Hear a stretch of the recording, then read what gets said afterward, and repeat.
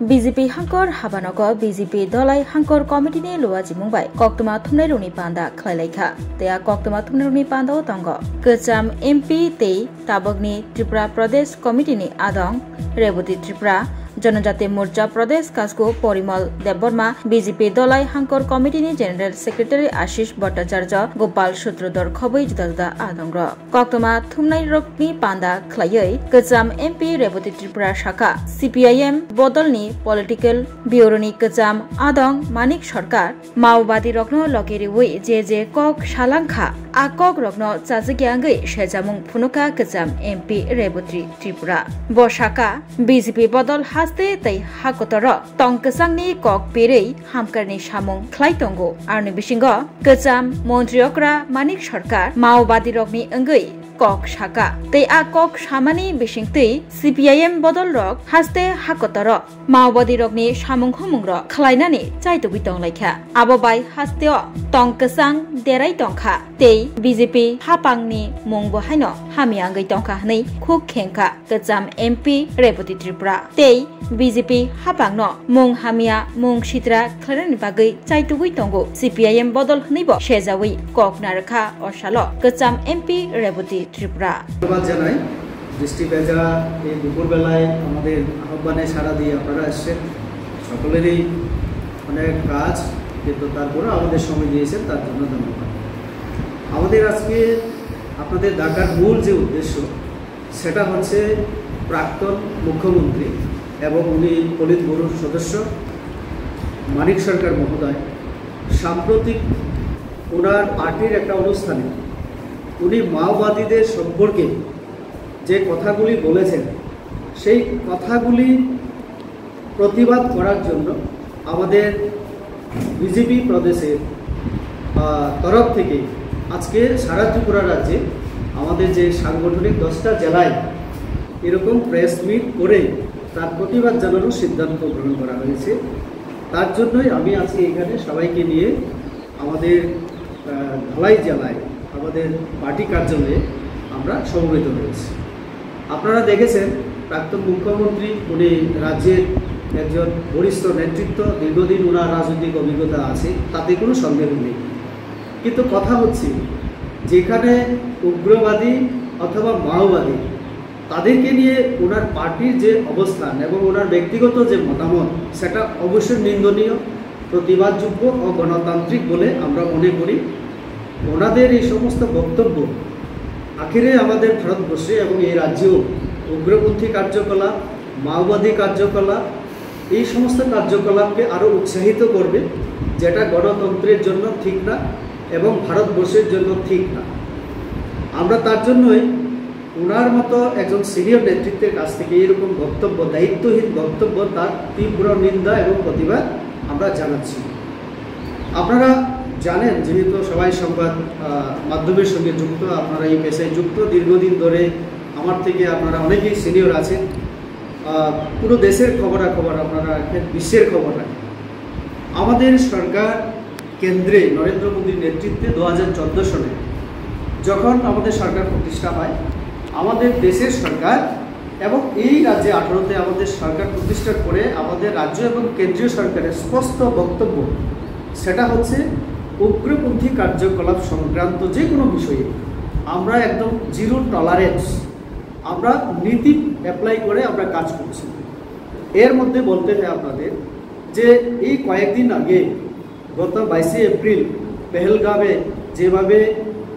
পাক মদতপুষ্ট আমাদের কাছে উগ্রপন্থী সংগঠন পাকিস্তানে তারা ট্রেনিং নিয়ে ভারতে এসে আক্রমণ করে যেভাবে সবসময় হত্যালীলা চালায় এরকম একটা পরিস্থিতিতে ভারত যখন অপারেশন সিন্দুর লঞ্চ করলো এরকম সময় আমাদের রাজ্যের একজন প্রাক্তন মুখ্যমন্ত্রীর কাছ থেকে এরকম বক্তব্য আমরা কোনোদিন আশা করি না এখানে উল্লেখ করতে হয় আমাদের স্বরাষ্ট্রমন্ত্রী 2024-এ মাওবাদীদেরকে আহ্বান করেছিলেন আপনারা আত্মসমর্পণ করুন পুরো দেশের উগ্রবাদী কার্যকলাপ বিশেষ করে মাওবাদী ছত্তিশগড় ঝাড়খণ্ড আমাদের তেলেঙ্গানা হোক উড়িষ্যা হোক সাউথ এবং উত্তর ভারতে মধ্য ভারতে যেখানে যেখানে একটা সময় পুরো ভারতবর্ষে এই মাওবাদীদের যে কার্যকলাপ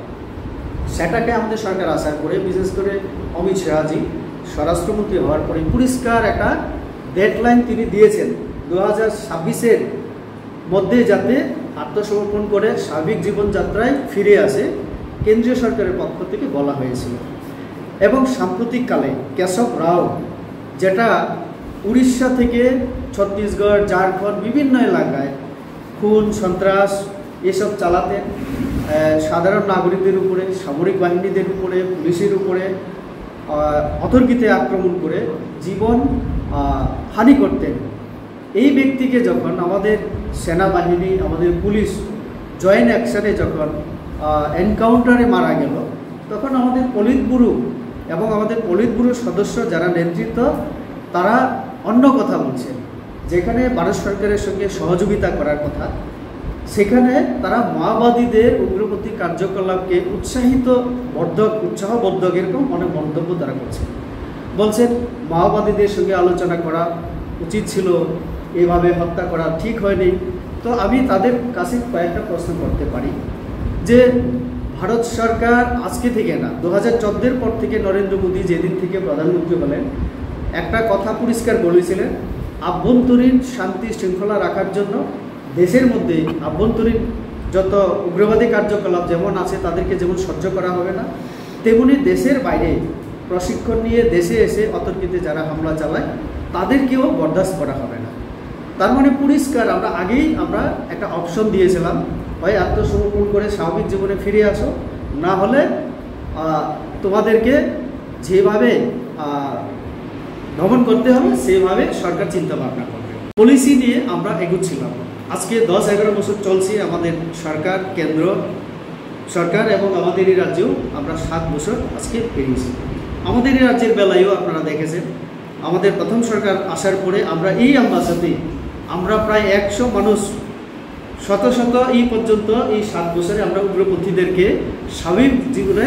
ফিরিয়ে এনেছি। আলাপ আলোচনা করে বিভিন্নভাবে সুযোগ দিয়ে তাদেরকে একটা গণতান্ত্রিক পরিবেশে যাতে কথা বলার সুযোগ, সেই সুযোগ দেওয়ার পরে আমরা ফিরিয়ে এনেছি। অর্থাৎ যারা এসছে তারা স্বাভাবিক জীবনে ফিরে আসছেন সরকারের সঙ্গে আলোচনা ক্রমেই। তো এরকম এই কেশব রাও, উনি একজন নকশালবাদী নেতা, ওনার নেতৃত্বে বিভিন্ন রাজ্যে কার্যকলাপ হতো, ওনাকে সুযোগ দেওয়া হয়েছে। 2024-এ অমিত শাহজি অগাস্টে তিনি পরিষ্কার বলেছিলেন যে আমরা 2026-এর মধ্যে সুযোগ দিচ্ছি, চলে আসুন। তো এখন পলিট ব্যুরোর সদস্য বামপন্থীরা তাদের যে বিভিন্ন মুখপাত্রের মধ্যে তারা বিভিন্নভাবে যে লেখালেখি, যে তাদের সঙ্গে কথা বলা এটা অগণতান্ত্রিক। তো তাহলে গণতন্ত্র কোনটা? আমরা যদি বলতে শুরু করি তাহলে এটাই বলতে হয় যে আমারও সৌভাগ্য হয়েছে তেলেঙ্গানায় যাওয়া, ঝাড়খণ্ড যাওয়া। আমি যেখানে গেছি আমি দেখেছি যে তেলেঙ্গানা হোক বা সেই ঝাড়খণ্ড, ছত্তিশগড় হোক, সেখানে এখনও অনেক জায়গায় পাথরে খোদাই করা আছে মাওবাদী দ্বারা নিহত হওয়া অনেক মানুষের, সেখানে শ্মশান, সেখানে বিভিন্ন স্মৃতি চিহ্ন আমরা দেখতে পাই। তাহলে মাওবাদীদের সমর্থন কি সিপিএমটা করছে? তাহলে কি সিপিএমরা এখনও চাইছে মাওবাদী যে কার্যকলাপ ভারতবর্ষে আরও বেড়ে যাক, যেটা অশান্তি তৈরি হলে ভারতবর্ষে যে অর্থনৈতিক উন্নয়ন আজকে হচ্ছে, যেখানে আমরা 12 নম্বরে ছিলাম, আমাদের দেশের প্রধানমন্ত্রী এবং কেন্দ্রীয় সরকারের যে উদ্যোগ, তাতে আমরা এখন জাপানকে ছাড়িয়ে আমরা 4 নম্বরে চলে এসেছি। এটা কি মানে আমাদের বামপন্থীরা তাহলে খুশি না? আমাদের এই রাজ্যেও দীর্ঘদিন পর আমরা এখন শান্তিতে আছি। গত 6-7 বছর ধরে আমাদের সরকার আসার পরে না কিডন্যাপ, না এরকম খুন খারাপি, না কোনো জনজাতি যুবক নতুন করে উগ্রপন্থী কার্যকলাপের সঙ্গে যুক্ত হওয়ার খবর আমরা পাচ্ছি। একটা শান্তির পরিবেশ চলছে, উন্নয়নমূলক কাজ চলছে, জাতীয় সড়ক হচ্ছে, রেল হচ্ছে, বিমানবন্দরের জন্য আমরা উদ্যোগ গ্রহণ করছি, বিভিন্ন উন্নয়নমূলক কাজ। বিরোধী দলেরও তো ভূমিকা আছে, সরকার ভালো কাজ করলে সেখানে সহযোগিতা করা। ইতিমধ্যে দেখুন পেহেলগাঁও, সেখানে আমরা ভেবেছিলাম বামপন্থীদের যে রাজ্যে হয়তো বা তেরেঙ্গা যাত্রায় তারাও আমাদের সঙ্গে সামিল হবে, কারণ আমরা কোনো পার্টির ফ্ল্যাগ আমরা গ্রহণ করিনি, আমরা হাতে নেইনি, আমরা নিয়েছি জাতীয় পতাকা, ন্যাশনাল ফ্ল্যাগ। আজকে কাশ্মীর থেকে কন্যাকুমারী, আমাদের ত্রিপুরা, অরুণাচল থেকে শুরু করে পশ্চিমে গুজরাট পর্যন্ত আজকে পুরো ভারতবর্ষের মানুষ সেনাবাহিনীকে ধন্যবাদ জানিয়ে, সেনাবাহিনীকে উৎসাহিত করার জন্য তাদের পরিবারের সঙ্গে পাশে দাঁড়ানোর জন্য নাগরিকরা যখন তিরঙ্গা হাতে নিয়ে আমরা মাঠে নামছি, আমাদের বামপন্থীরা কিন্তু সেখানে চোখ না কাশ্মীরে ওই যে ঘটনার প্রতিবাদ তারা করেছে, না উগ্রপন্থীর বিরুদ্ধে তারা কথা বলেছে। এইরকম একটা মুহূর্তে এই যে কেশব রাও, যিনি মাওবাদী নেতা, ওনার পক্ষে কথা বলতে গিয়ে আসলে মানিক সরকার হয়তো আমার মনে হচ্ছে উনি দেশের মধ্যে মাওবাদী কার্যকলাপ আবার বেশি করে চান। এই ত্রিপুরা রাজ্যেও তিনি উগ্রপন্থীদেরকে পরোক্ষে তিনি ইন্ধন যোগাচ্ছেন যে আবার ত্রিপুরা রাজ্যে খুন খারাপি শুরু হোক, যাতে করে বিজেপি সরকারকে দুর্নাম করতে পারেন এবং সিপিএম এর পক্ষে তিনি সওয়াল করতে পারেন। আমি মনে করি এটাই ওনার প্রচেষ্টা, সিপিএম এর প্রচেষ্টা। আমরা বিজেপি ধলাই জেলা এবং বিজেপি ত্রিপুরা প্রদেশ তার জন্যই তার নিন্দা